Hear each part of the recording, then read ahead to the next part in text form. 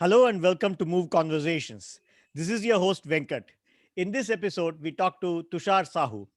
Tushar is a fellow IFTN and a veteran of the steel industry. Uh, sometime back, he retired as the executive director of Steel Authority of India. After that, he took on the position of Group Chief Commercial Officer in Thailand's biggest HR coil and steel producer, uh, G Steel PLC and GJ Steel PLC Limited. Subsequently, he has also been the executive director of Synergy Capital in UK, a private equity firm. My co-producer and Mrigank and I were classmates of Tushar at the Indian Institute of Foreign Trade. So we are grateful for all the encouragement we have received from all of you for our new series called Move Conversation, Trade Stuff. In this new channel, within the Move Conversations, we talk to international business professionals, and this also includes IIFT alumni as well as others. So, Tushar, welcome to the show. Thank you. Good morning, Venkat and Mrigank. It's so nice to be with you. And it's really, I'm very excited. Thank you. Thank you so much. So let's begin with the start of your career journey in steel business, Tushar. As long as I have known you, you have been a steel man and That's a right. salesman. That's right. If I remember correctly, you were already working in SAIL, Steel Authority of India, when you joined us at IIFT. Yes. So when Correct. did you get started in this business? Yes, I belong to state of Orissa. I did my MSc in physics from Ravenshaw College. You must have heard this, one of the oldest Sure. institutions In in India, India, yeah. college, Correct, correct. 1869. Right. And then I just appeared for SAIL entrance exam. I got it, so I did not try anything else. Okay. And I joined in May 79 as executive trainee Okay. in the marketing. As you know, SAIL is one of the biggest and oldest public sector unit, founded by the then Prime Minister Jawaharlal Right. Nehru in 1955. Right. It has about 8 steel plants, 5 mild steel plants, and 3 special steel plants. And it has, at one point of time, it used to employ around 3 lakh About employees. 300,000 people. Oh, wow. Right. It's come down. It has come Right. down to 50, 60,000 because Oh, as machines become automatic and productivity increases through automation, so people come down. But right. it is a unique place in the history of public sector units in India, in the Absolutely. sense that it was primarily start of industrialization in independent India, and it used to employ people without any concern for profitability. It was to give Right. job. That was Right. the objective of PSUs. Right. So we got an idea of SAIL, but let's talk more about you. What were the different roles in SAIL that you have taken up over the years? I joined in marketing as a marketing department. SAIL has a Okay. unified marketing organization called Central Marketing Organization, which sells steel produced by all its steel plants. Okay. So Okay. they are now selling almost 16 million tons, and is the largest producer of steel so far in India. Of course, others have caught up very fast, like Tata Steel, which is very old, but they have grown sequentially in last Right. few years, and Right. JSW, who started in the 90s, 1990 or so, but it has grown very fast. So both are almost, all the three are almost similar in nature. So I did throughout my careers marketing of steel, Okay. both domestic as well as international trade. Mhm. I also developed certain new products for a brief period of 2 years when I was posted as marketing chief Mhm. in Bhadravati steel plant. Okay. Okay. So that's how. So I started our headquarter, marketing headquarter is in Calcutta, corporate office in Delhi. But all the senior officers and the marketing organization sits in Calcutta. We have about 76 outlets all over Across India, the country. across the country. Over the years, we have been a steel supplier to many everybody. In fact, SAIL has the widest range of steel produced in India even now. Actually, Because that's a private good point for us to, for those of us who are not from, steel business and they are not familiar with that. How are different types of steels categorized? Say, you can explain to us based on form, on composition, or end-to-end use, and so end use, and so on. So tell us, what are the different types of steel? Actually, there are three basic types of steel Okay. which are produced. Steel I'm talking of. I'm not talking of iron, because Okay. pig iron is one which is pure iron, which is Okay. used in foundries and for making further steel by the secondary sector through Okay. EAF route or other secondary EAF steel. is electric arc furnace, right? Yes, For yes. those who are not from the They industry. use pig iron in making steel. Scrap Mm-hmm. and iron they use, even DRI and HBI. But steel as such is categorized into three categories. One is mild steel, Mm-hmm. which is used in general purpose uses like fabrication or construction or Mm-hmm. further rolling into HR coil, CR coil, galvanized sheets, color coated sheets, or Mm-hmm. rebars or Okay. structurals. These are Right. basic categories. Mm. Then next category is your special steel, which Mm-hmm. has alloying elements. They are Mm-hmm. used for very specific high specialized usage in automobile component, spacecrafts, Right. many other defense Uh, uh, production like that. right. Right. And then you have stainless steel, which is a Right. different, which is also alloy steel, but it's a different category. Right. Right. So I think you mentioned two processes, if I heard you correctly, DRI and H. Can you clarify? HBI. Let's. Yeah. DRI is I heard direct. them actually, but I just want to make sure that our audience gets it. I know Yeah. so many decades you have been in the thing that, like, it becomes Yeah, part it of your becomes. vocabulary. But help us out to to understand. DRI is direct reduced iron. It's produced from Yes. iron and coal. Right. Is a process which is an intermediary process and Correct. used as a raw material in Right. the electric arc furnace for melting and making steel. Right. Similarly, And HBI also hot briquetted iron. hot briquetted iron. Yes. It's also Yes. similar form, but the process of production is different, Right. and it is produced through gas based or coal based also. But Right. nowadays the industry prefers gas based because of environmental concerns. Environment issues. So we will So these are definitely touch upon inputs, those. yeah, Yeah. for making These are steel. inputs. Sorry, go ahead. These are inputs for making steel in the secondary sector. The Right. primary Right. sector is you use virgin iron ore and coking coal in Mm, a blast furnace to make mm, molten iron, and mm. then use molten iron in steel making by adding certain alloying elements to make it Right. steel. Right.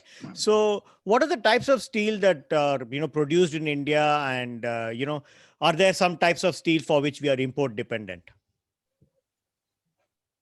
Yes, because every country both exports and imports, because there are so many large varieties of steel which cannot be produced by a single country, Okay. because economy of scale may not be available, because Right. if you do not have sufficient demand for a particular product Right. which necessitates a volume production, so Mm, people do not prefer to produce that because the cost will go up high, so they try to import. mm, So certain countries specialize in certain kind of specific kind of steel mm. which they supply throughout the world, and that gives them the volume. Okay. So that is, I think it's a coexistence throughout world. People know which country specializes in which kind of steel. But So, which general, type we produce in India and which type we import?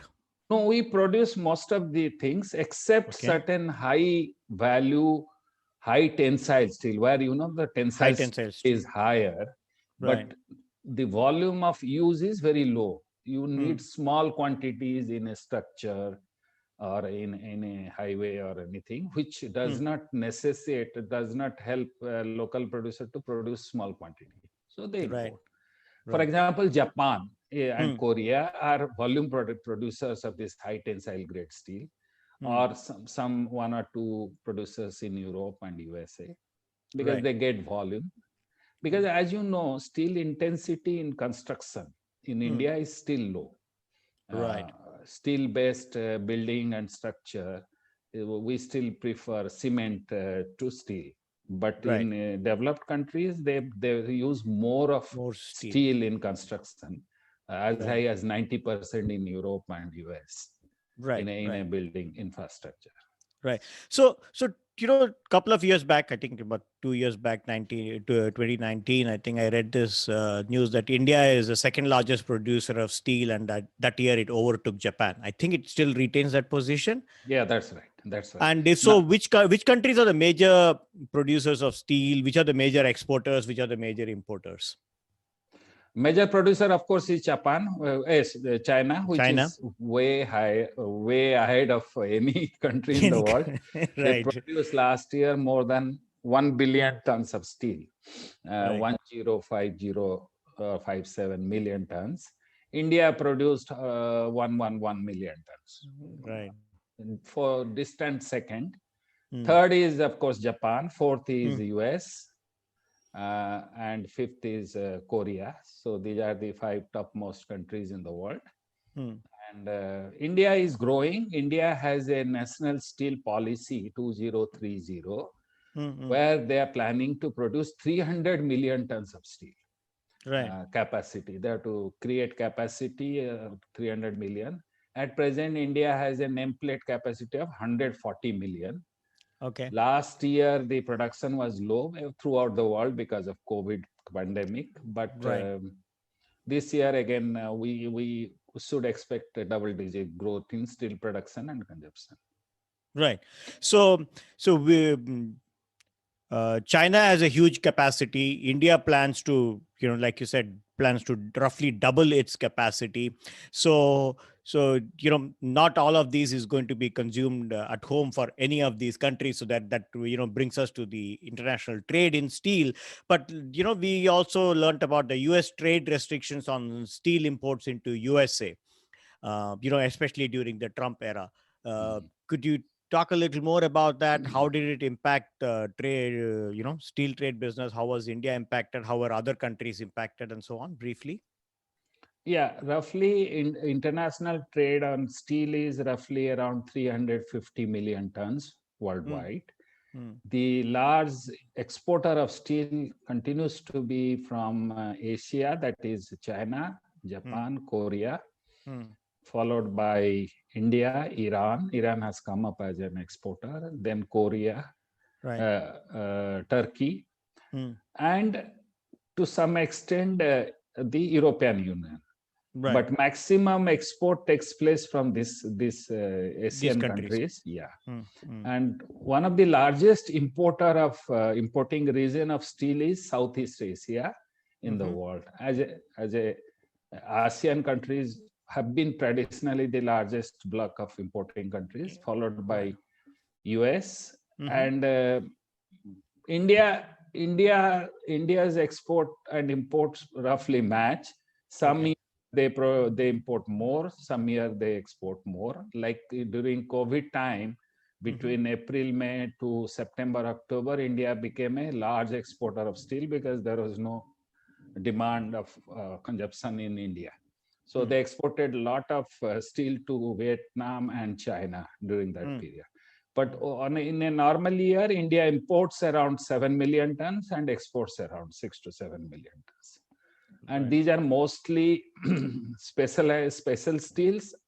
For example, high value, high tensile grade steel for pipe laying, X80, API grade, or steel for manufacturing the fans for wind turbines, or the automobile outer body panel steel.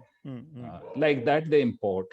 Or These are the high grade CRNO, steels. CRNO for making steel the power substations, or CRNO, CRGO, cold roll, non-oriented, cold roll, grain oriented. So these are specialized steels which are not produced in sufficient quantity. one more item of import is your color coated, which is Color. not produced in enough quantity. So these are the kind. So that includes the Galvalume and all, which they use for roofings and things like that. And No, Galvalume no. produced okay in India, good quantity. Okay. So which countries got badly hit by US trade restrictions? Mostly China and Okay. partially Korea, Japan, and Brazil. Okay. So the And same small order. quantity from India. Okay. Right. So let's understand, steel from another perspective. From ore to fork, what are the major steps in the transformation of iron in an integrated steel plant or an alternative way of manufacture? I know you started talking about it a little bit earlier, so I just wanted to revisit that topic. Yeah, we start with iron ore.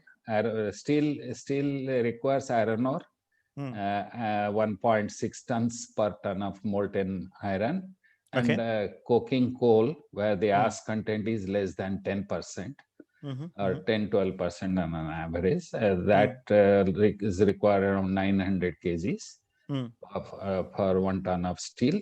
And then small quantity of additives like limestone and other things.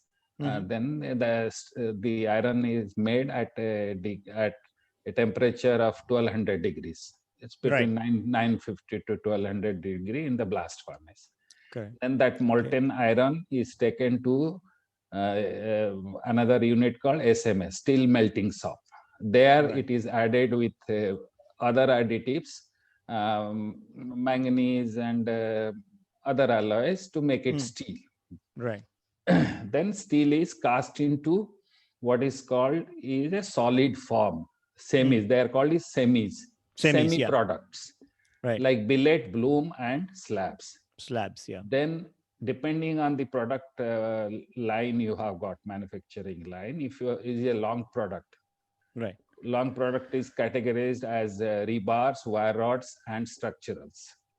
And flat product is called HR coil, CR coil, that is hot roll coil, cold roll coil, and galvanized. So if you are making long products, you cast the molten steel into billets. Then billets are rolled into making rebars, wire rods, and structurals, billets and blooms. Similarly, for flat product, you cast it at HR coil, hot rolled coils, and then hot rolled coil has some uses like pipes and tubes and some automobile parts. But main use is through cold rolling. Cold rolling, you go for white goods and furnitures and many other things, even automobile parts also. And then go into cold roll is now rolled into coated steel. Zinc coating is done to avoid rusting and long life. And then zinc also, then you make it color coated for roofing. Zinc also itself is used for, zinc sheets are used for roofing. So these are the basic.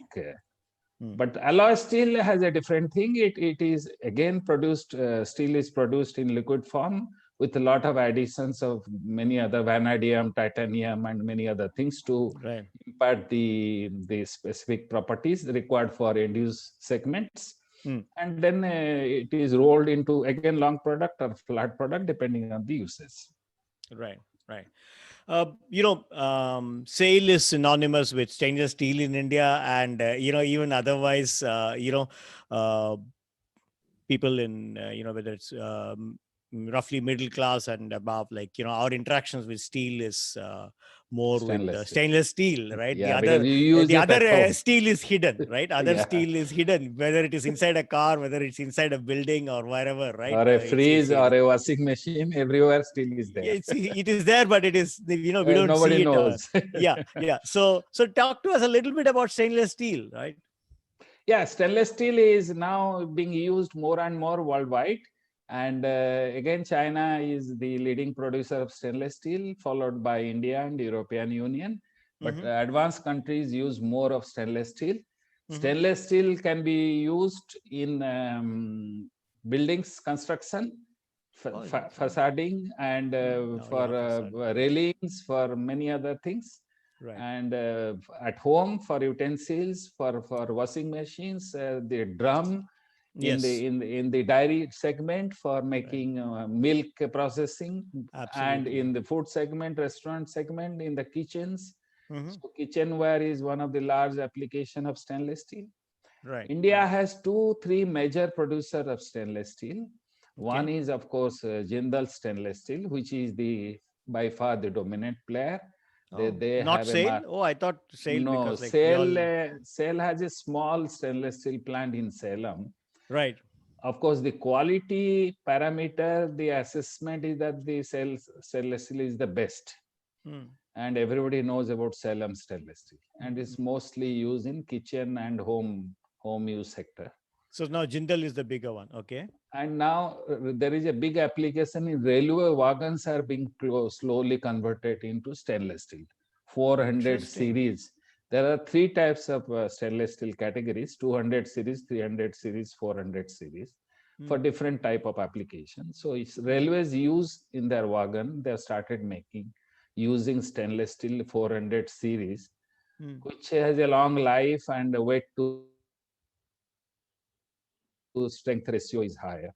Right. So Right. that Right. is being done. And Doesn't it make it infrastructure too and building. expensive for the railway coaches? Is it passenger coaches and like doesn't it make it Passenger as goods? well Is as it? goods train. Yeah, both they started using. No, they have seen the life cycle cost. See, Very good. the Very good. I'm earlier glad. mild steel, yeah, mild Right. steel, the coaches used to run out and catch rusting and all that after 10 to 12 Absolutely. years. But these will Absolutely. go for 30 years. So even though initial cost may be little high, but lifestyle cost is better. Right. Lasting is better, and they were wasting a lot of manpower Uh-huh. and their workshop time in Mm-hmm. refurbishing the old coaches. And there was always a backlog, because Mm-hmm. no matter how many numbers of workshops you have got for refurbishing coaches and wagons, it was not sufficient, because they are adding every year more coaches and more wagons. Absolutely. Right. So they have found a via media, and they are now using more stainless steel. Wonderful. That's good to hear, right? Then the like you said, the life cycle, usage can be much better, and then that's good. And you also mentioned about the dairy industry and using this Restaurant industry. restaurant industry and so on, dairy industry, especially the tankers and so on and so forth. So we make all of those grades in between the Indian We make all manufacturers. grades of stainless steel in India. Right. So that we are not import dependent on those kinds of things. Yeah, No. General use, Laval is no. making it. No, No, no. no, Okay. no, They have to import it. No. no. We are making sufficient, and we have sufficient capacity for stainless steel to make if the demand goes up. And there Okay. are the expansion also being carried out by various producers Mm-hmm, for mm-hmm. making stainless steel. Yeah. Right. Right. Thank you for joining us in yet another episode of Move Conversations. Hope you enjoyed this episode. Please subscribe to the Move Conversations YouTube channel and press the bell icon to get notifications of new episodes. Thank you very much. Till I see you in the next episode. Thank you very much. Have a great day.